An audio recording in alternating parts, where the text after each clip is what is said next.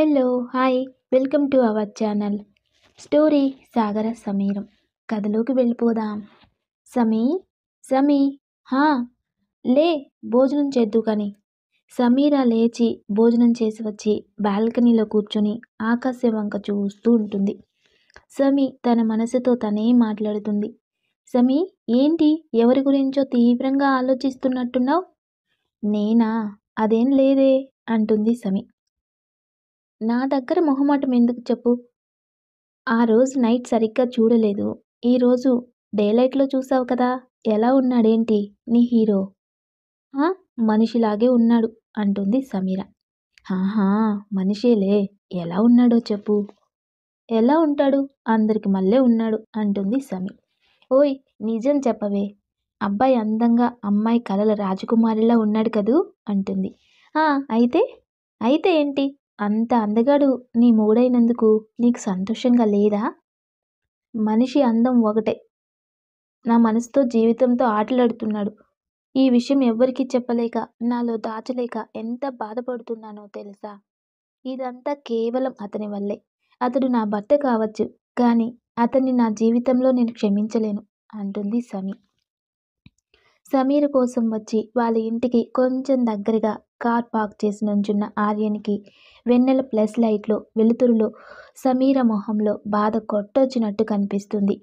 సమీరని అలా చూసి ఆర్యన్కి బాధ అనిపిస్తుంది. సమీ సమీ హేయ్, ఎక్కడున్నావా? ఏంట్రా? నా ప్రాజెక్ట్ అయిపోయింది సమీ. Wow, congrats. క్యాంపస్ ఇంటర్వ్యూలో జాబ్ కూడా వచ్చింది అన్నాడు హర్ష. సమీ చాలా హ్యాపీగా wow, that's great, let's do party అంటుంది. యా ష్యూర్, అందుకే ఔటింగ్ ప్లాన్ చేశా, లగేజీ ప్యాక్ చేసుకో అన్నాడు. ఎక్కడికి? సర్ప్రైజ్. Oh okay done. ఇద్దరు నవ్వుకుంటూ కబుర్లు చెప్పుకుంటారు. సమీ నవ్వు చూసి ఆర్యన్ మనసు తేలికపడి అక్కడి నుండి వచ్చేస్తాడు. సమీర ఫోన్ చేసి సిద్ధుకి లీవ్ చెప్తుంది. సమీర, హర్ష ఇంకా వాళ్ళ ఫ్రెండ్స్ బ్యాచ్ రవళి, పింకీ, వరుణ్, జీవన్ అంతా కలిసి బయలుదేరుతారు. నైట్కి కులు చేరుకుంటారు. జర్నీతో అలసిపోయి ఉండడం వల్ల అందరూ తినేసి పడుకుని పోతారు. సమీర ఆఫీస్కి రాకపోయేసరికి ఆర్యన్కి పిచ్చెక్కిపోతుంది. ఎవరిని అడగలేక, ఎక్కడికి వెళ్ళిందో తెలియక చిర్రుబుర్రులాడుతూ ఉంటాడు. పొద్దున్నే బ్యాచ్ అంతా లేచి రెడీ అయి టిఫిన్ తినేసి తిరగడానికి వెళ్తారు. కాసేపు అందరూ అటు ఇటు తిరిగి అలసిపోయి ఒకచోట కూర్చుంటారు. నాకు ఇదంతా కలలా ఉంది అంటాడు వరుణ్. ఎందుకురా అన్నాడు హర్ష. సమీర వైపు చూస్తూ ఈ రాక్షసి ఇంత సైలెంట్గా కూర్చునుంటే ఇది నిజమో కలో తెలుసుకోలేకపోతున్నాన్రా అంటాడు వరుణ్. రేయ్, ఇది నీకే కొంచెం ఓవర్గా లేదు అంటుంది సమీర. అస్సలు లేదు. కరోనాకి కజిన్ లాంటి నువ్వు ఇంత కామ్గా బుద్ధుడికి సిస్టర్లా మారితే కలలాగే ఉంటుంది అన్నాడు వరుణ్. ఓ రేయ్ దున్నపోతూ, నన్నే అంత మాట అంటావా? నీ సంగతి చెప్తా ఉండు అని వెంట పడుతుంది. వరుణ్ పరిగెడతాడు. వెనకే సమీర పరిగెడుతుంది.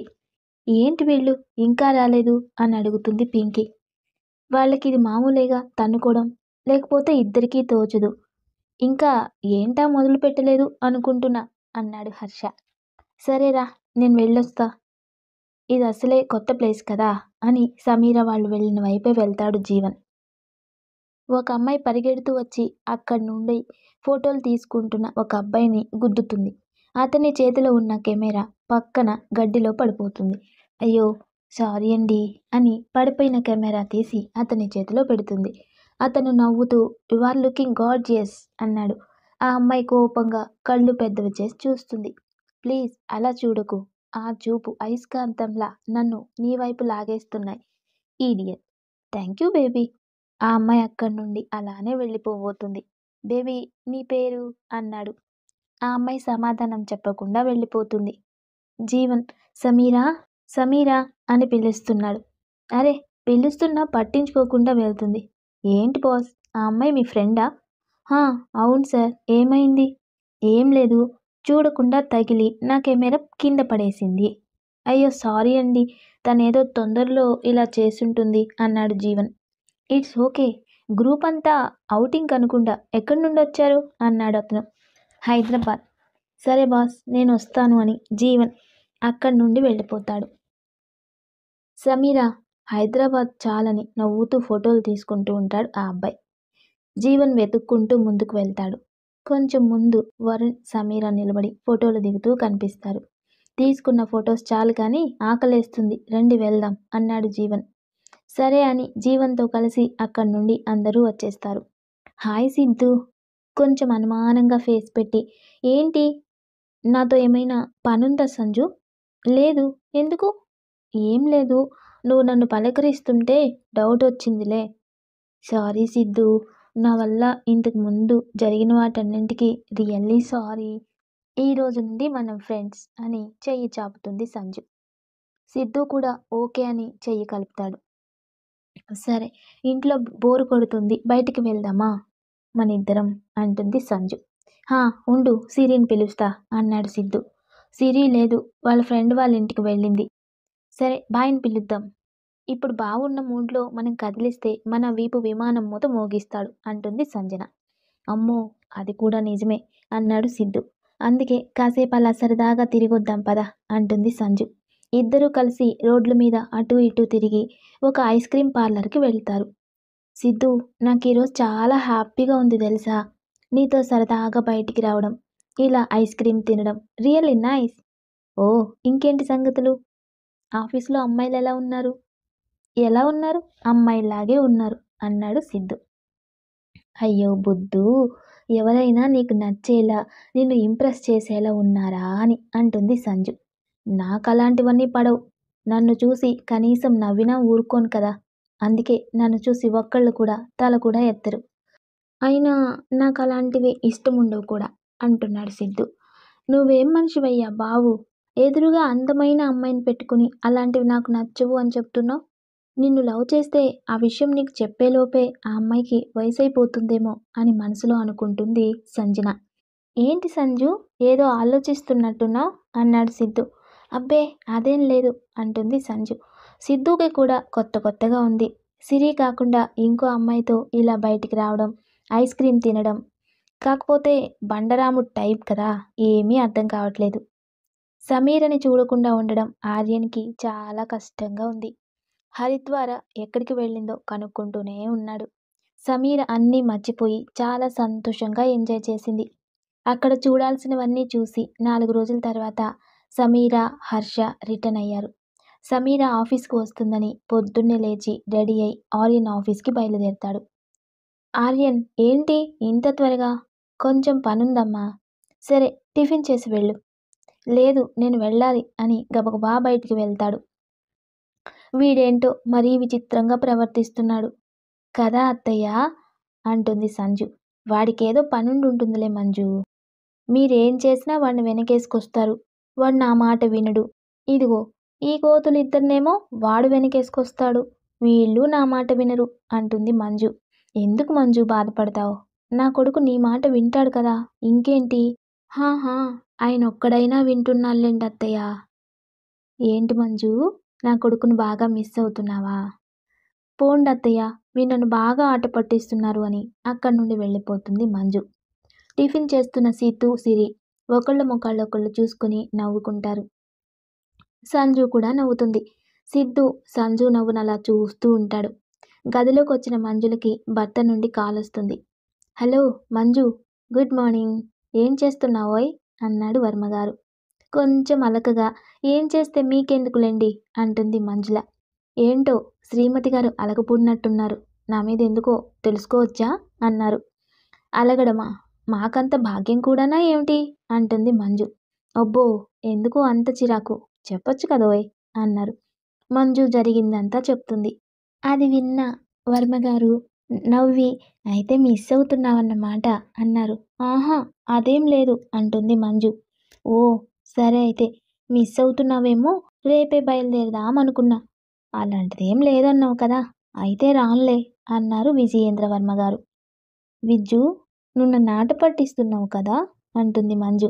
నేనేమన్నాను మంజు అన్నారు వర్మగారు. రేపు సాయంత్రానికి ఇంటికి రావాలి, లేకపోతే చూడండి అంటుంది మంజు ప్రేమగా. మీకు తెలుసుగా, ఇంకెందుకు నేను చెప్పడం అంటుంది. ఆహా, తెలుసు మేడం, రేపు వస్తానులే, కానీ ఇంతకీ నన్ను మిస్ అయ్యావా లేదో చెప్పలేదు అన్నారు కొంటెగా వర్మగారు. చాలా మిస్ అయ్యాను, వచ్చాక చెప్తాను ఎంత మిస్ అయ్యాను అంటుంది. సరే బాయ్ అన్నారు వర్మగారు. ఆఫీస్లో కూర్చుని టైం వంకే చూస్తూ ఉంటాడు ఆర్యన్. ఏంటి ఈ టైం ఇంకా కదలదు అని సమీర వచ్చే సమయం కోసం ఎదురు చూస్తూ సీసీటీవీ వంకే చూస్తూ ఉంటాడు. కాసేపటికి తన నిరీక్షణ ఫలించి Sameera black and gold colour printed డ్రెస్లో వస్తుంటే చూసి మైమరచిపోతాడు. ఇన్ని రోజుల బాధ ఒక్క నిమిషంలో సమీరను చూడగానే మాయమైపోతుంది. అలాగే సమీరని చూస్తూ ఉంటాడు. హాయ్ సమీ, హాయ్ సిరి, ఎలా జరిగింది ట్రిప్? చాలా బాగా జరిగిందే, నిన్ను రమ్మంటే రాలేదు, ఎంత ఎంజాయ్ చేశామో తెలుసా అంటుంది సమీ. నీ మొహం చూస్తేనే తెలుస్తుంది. సరే ప్రీతి ఎంగేజ్మెంట్ డ్రెస్ డిజైన్ చేయాలి, నేను చేశాను, ఒకసారి చూడు, బాగుంటే ఓకే, లేకపోతే ఇంకొకటి చేద్దాం అంటుంది సిరి. నువ్వు చేశాక ఇంకా చూడడం ఎందుకే? హే చూడు ప్లీజ్, ఏమైనా కరెక్షన్స్ ఉంటే చెయ్యి అని డిజైన్ ఇస్తుంది. సమీర ఆ డిజైన్ పనిలో బిజీ అయిపోతుంది. సిరి డిజైన్ కంప్లీట్ అయిందే, ఇదిగో నువ్వు గీసిందే కొంచెం చేంజ్ చేశాను చూడు అంటుంది సమీ. చాలా బాగుందే, అసలు ఇలాంటి థాట్స్ ఎలా వస్తాయే నీకు అంటుంది సిరి. అంత సీన్ లేదు, నువ్వు గీసిందే కొంచెం చేంజ్ చేశా అంతే. లేదు కలర్స్ మార్చేసావు, ఈ కాంబినేషన్ సూపర్ అసలు అంటుంది సిరి. సరే పద పద, లంచ్ టైం అయింది. ఇద్దరు కలిసి ట్రిప్ విశేషాలు చెప్పుకుంటూ లంచ్ చేస్తారు. ఆర్యన్ సమీరని చూశాక వేరే ఆఫీస్లో మీటింగ్ ఉంటే అటెండ్ చేసి లంచ్ టైంలో మళ్ళీ ఇక్కడికి బయలుదేరుతాడు. సిరి సమీర ఇద్దరు డిజైన్స్ తీసుకొని ప్రీతిని కలవడానికి వెళ్తారు. ఆర్యన్ రాగానే సమీర కనిపించకపోయేసరికి ఉసూరుమంటాడు. సిద్ధుని పిలిచి అడుగుతాడు సిరి లేదని. సిరి సమీర ప్రీతికి డిజైన్ చూయించడానికి వెళ్ళారు. ఓ సరే అని లంచ్ చేసి వర్క్లో పడిపోతాడు.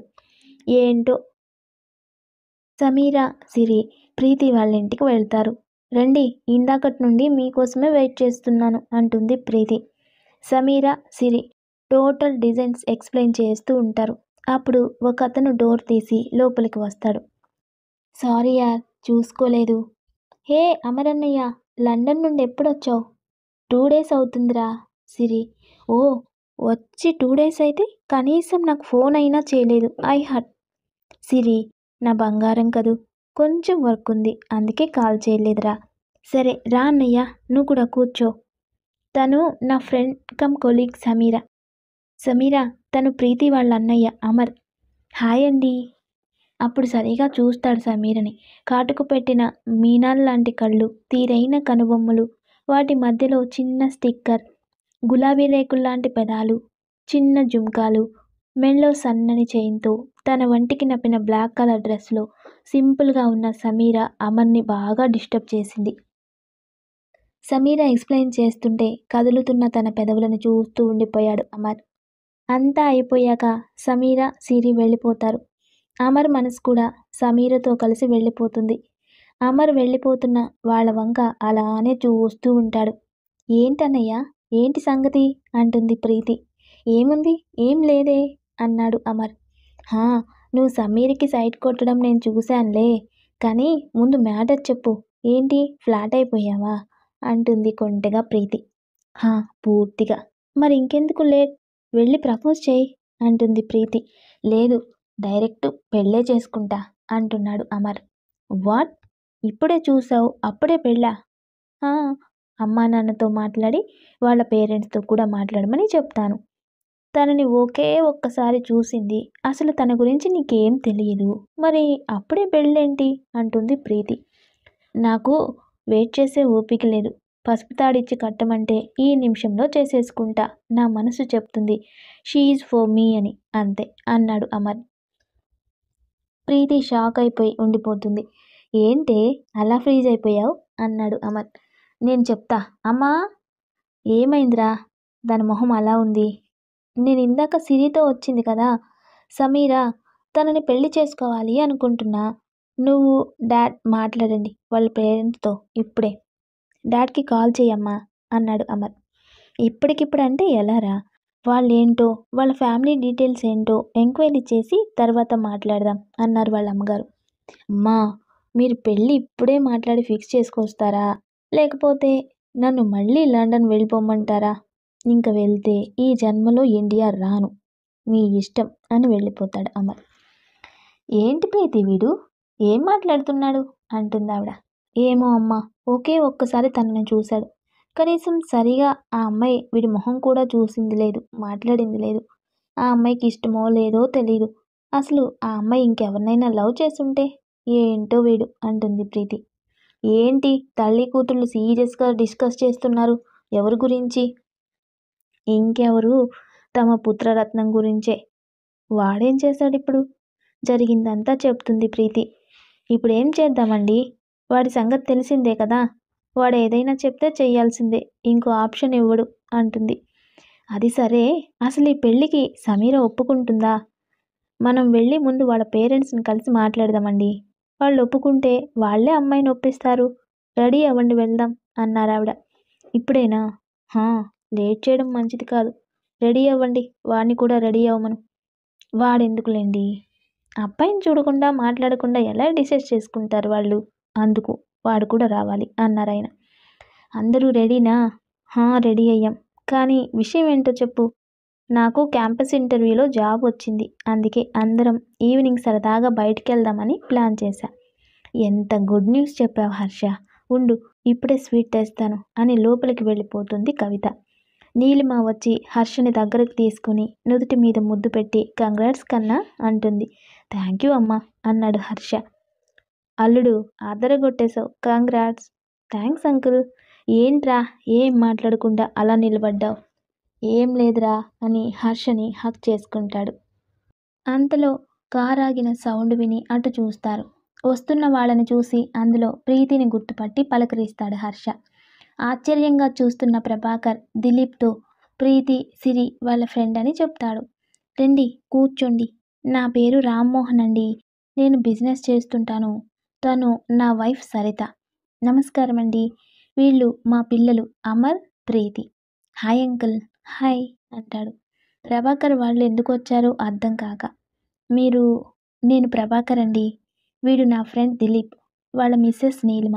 నమస్తే అండి. అప్పుడే అక్కడికి వచ్చిన కవితను చూయించి, తాను నా భార్య కవిత. నాకు ఒక్కటే కూతురు సమీర.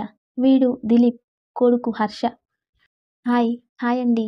మేము మీ అమ్మాయి సమీరని మా అబ్బాయి అమర్కి అడగాలని వచ్చాం. మా అమర్ సమీరను చూసి ఇష్టపడ్డాడు. పెళ్ళంటూ చేసుకుంటే తననే చేసుకుంటా అన్నాడు. అందుకే వచ్చామండి. హర్ష ఇట్రా. హర్ష ప్రభాకర్ పక్కన కూర్చుంటాడు. సారీ, ఏమనుకోకండి. మీలాంటి వాళ్ళు వచ్చి మా సమీని అడగడం చాలా సంతోషం. కానీ సమీని హర్షకిచ్చి చేయాలని ఎప్పటి నుండో అనుకుంటున్నాం. హర్ష ఒక్కసారి షాక్ అయి లేచి నిలబడతాడు. అంకుల్, ఏమంటున్నారు? సమీకి నాకు పెళ్ళేంటి? రేయ్, సమీర అంటే నీకు ఇష్టం లేదా? ఇష్టం కాదు డాడ్, ప్రాణం. కానీ పెళ్లి చేసుకునే ఇష్టం కాదు. సమీకి ఇష్టమైతే నో వే. దానికోసం నేను, నా కోసం అది ఏమైనా చేస్తాం. మా ఫ్రెండ్షిప్ వేరు. ఇంకా నయం, సమీతో అనలేదు. మీ అందరికీ ఒక రౌండ్ వాయించేది. ఏరా, నిజమా? 100%. ఇటు వాళ్ళకి ఆ ఉద్దేశం లేదంటున్నారు. అబ్బాయి లండన్లో జాబ్. మీ అమ్మాయిని మా అమ్మాయిలా చూసుకుంటాం. కావాలంటే మా ఫ్యామిలీ గురించి కనుక్కోండి. అయ్యో, మీ గురించి విన్నామండి. మా సమీర్ కూడా చెప్పింది. కోరి చేసుకుంటాం అంటున్నారు. అమ్మాయిని అంత దూరం పంపాలి అంటే మీకేం ప్రాబ్లం లేదు. నేను ఇక్కడే డాడ్ బిజినెస్ చూసుకుంటా అంటాడు అమర్. సరిత కవిత దగ్గరికి వచ్చి, మావాడు పెళ్లి చేసుకోమని ఎప్పటి నుండో అడుగుతుంటే ఒప్పుకోలేదు. ఈరోజు మీ అమ్మాయిని చూడగానే చేసుకుంటా అన్నాడు. మీ అమ్మాయి పువ్వుల్లో పెట్టి చూసుకుంటాం. మీరేమీ భయపడకుండా మా ఇంటికి పంపండి అంటుంది. ప్రభాకర్, మాకు కొంచెం టైం ఇవ్వండి. అమ్మాయితో మాట్లాడి చెప్తాం. ఓకే సరే అండి, మేం బయలుదేరుతాం. అయ్యో, కాఫీ అన్నా తీసుకోలేదు. లేదు లేదు, ఈసారి వచ్చి భోజనం చేస్తాంలేండి అని బయలుదేరుతారు. వాళ్ళు వెళ్ళిపోయాక కవిత, ఏమండి ఇదంతా అంటుంది. ఏంటోనే, నాకేం అర్థం కావట్లేదు అని హర్ష వీపు మీద 2 వాయిస్తాడు. అంకుల్, నేనేం చేశా నన్ను కొడుతున్నారు? వీడిని చేత్తో కాదు, పెద్ద కర్ర అందుకోరా, వాయిద్దాం. నీలిమ కర్ర తెచ్చి చేతిలో పెడుతుంది. అమ్మా, నువ్వు కూడానా? నేనేరా అని కర్రతో ఎడాపెడా వాయిస్తుంది. అబ్బా, ఎందుకు కొడుతున్నారో చెప్పి కొట్టండి నాన్న అంటాడు హర్ష. చిన్నప్పటి నుండి సమీని నా కోడల్ని చేసుకోవాలని అనుకుంటే చెడగొట్టింది కాక ఇంకా వాగుతున్నావా? ఏం తక్కువరా సమీకి? అలాంటి అమ్మాయి నీ మొహానికి దొరుకుతుందా అంటుంది వాళ్ళమ్మ. అమ్మా, సమీ కూడా ఒప్పుకోదమ్మా అన్నాడు హర్ష. మేము మా తిప్పలు మేము పడేవాళ్ళం కదరా. అయినా ఒకవేళ నీకు అలాంటి ఉద్దేశం లేకపోతే వాళ్ళ ముందే చెప్పేస్తావా అని అందరూ రౌండప్ చేసి కుమ్మేస్తుంటారు. ఇందాకే దాన్ని చేసుకోకూడదు, ఏమైనా తేడా వస్తే నన్ను అందరూ కలిసి కుమ్మేస్తారని మనసులో అనుకుంటావు. ఏంట్రా ఏదో తెగచించుతున్నావు? అమర్ని ఎక్కడో చూశాను. ఎక్కడో ఏంటి? మొన్న పార్టీలో చూసుంటావు. లేదమ్మా, పార్టీలో కాదు, ఇంతకు ముందే. వరుణ్ వాళ్ళ అన్నతో చూసా అని ఫోన్ తీసి వరుణ్కి డయల్ చేసి స్పీకర్ పెడతాడు. హలో వరుణ్, ఏందివే, నీకు అమర్ అని ఎవరైనా తెలుసా? రామ్మోహన్ అంకుల్ కొడుకు, మా అన్న బెస్ట్ ఫ్రెండ్రా. ఓ, అమర్ ఎలాంటి వాడు? ఎందుకురా? మాకు తెలిసిన వాళ్ళ అమ్మాయికి మ్యాచ్ వచ్చింది, అందుకే. అబ్బాయి చాలా మంచోడ్రా, ఎలాంటి బ్యాడ్ హ్యాబిట్స్ లేవు. మా అన్న వాళ్ళు మందేస్తున్నా కూడా కామ్గా కూల్ డ్రింక్ తాగేటోడు. మరి గర్ల్ ఫ్రెండ్స్? అమ్మాయిల దిక్కే చూడడు. ఎంతమంది ప్రపోజ్ చేశారో. నిజం చెప్తున్నా, కళ్ళు మూసుకొని చేసేయచ్చు. థ్యాంక్ యూ రా. విన్నారుగా, అబ్బాయి మంచోడు, వెల్ సెటిల్. మన సమీ అంటే పడిచేస్తున్నాడు. మీరే ఆలోచించుకోండి. ప్రభా, నేను కూడా విన్నాన్రా. వాళ్ళ ఫ్యామిలీ చాలా మంచిది. కోరి వచ్చిన సంబంధం, ఈడు జోడు కూడా బాగుంటుంది. సరే, సమీని అడిగి చూద్దాం. అప్పుడే సమీ వస్తుంది. ఏంటి అందరూ మీటింగ్ పెట్టారు అంటూ వెళ్ళి వాటర్ తాగుతుంది. ఏం లేదు, నీకు పెళ్లి చేద్దామని. ఒక్కసారి కొరబోతుంది సమీరకి. తేరుకొని, ఏం వాగుతున్నావురా ఇడియట్, పెళ్లి చేసి నిన్ను వదిలించుకుందాం అనుకుంటున్నామే అన్నాడు హర్ష. రేయ్, నా చేతిలో చచ్చావు అని వెంటబడబోతే ఆపుతారు. నిజంగానే సమీ, నీకు మంచి సంబంధం వచ్చిందే. వాళ్ళకై వాళ్లే వచ్చి మీ అమ్మాయిని చేసుకుంటామన్నారు. మాకందరికీ నచ్చింది. డాడీ, నాకు ఇప్పుడప్పుడే పెళ్లి చేసుకుని వెళ్ళాలని లేదు డాడీ, ప్లీజ్ ఇంకోసారి ఈ టాపిక్ ఎత్తొద్దు డాడీ అంటుంది సమీర. అసలు అబ్బాయి ఎవరో, ఎవడైనా సరే, పోనీ ఎవరినైనా లవ్ చేస్తే చెప్పు, మాకేం అభ్యంతరం లేదు. అలాంటిదేం లేదు అని గదిలోకి వెళ్ళిపోతుంది. ఏంటండి ఇది ఇంత తిక్కగా మాట్లాడుతుంది? వదిలే కవిత, వద్దు అంటుంది కదా. వద్దనక చేసుకుంటామంటారా? ఎవరిని ఇష్టపడట్లేదంట. మరి అలాంటప్పుడు మంచి సంబంధం వద్దు అనడం ఎందుకు? అదే చేసుకుంటుంది. వాళ్ళకు ఓకే అని చెప్పండి. కవిత, అందరి తొందరపాటు పనికిరాదే. ఈ సంవత్సరం దాని జాతకం ప్రకారం పెళ్లి చేసేయాలని మనం ముందే అనుకున్నాం కదండి. ఈ పెళ్లి జరిగి తీరుతుంది. దానితో నేను మాట్లాడతా అంటుంది కవిత. గదిలోకి వెళ్ళి తలుపు వేసుకున్న సమీర తలుపుకు జారబడి కూర్చొని మెళ్ళో తాళి బయటకు తీసి పట్టుకుని, పెళ్ళైపోయిన నాకు పెళ్లి చేస్తారంట. ఏం చెప్పను వాళ్ళకి? పెళ్ళయిందంటే ఎవరితో అంటారు, ఎవరని చెప్పను? మొన్న చెప్తానంటే ఫోర్స్ కొట్టావు.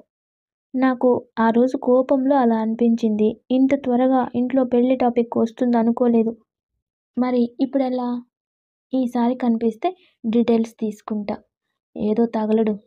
మరి ఇంట్లో ఎలా చెప్తావే? అమ్మో, చాలా భయమేస్తుంది.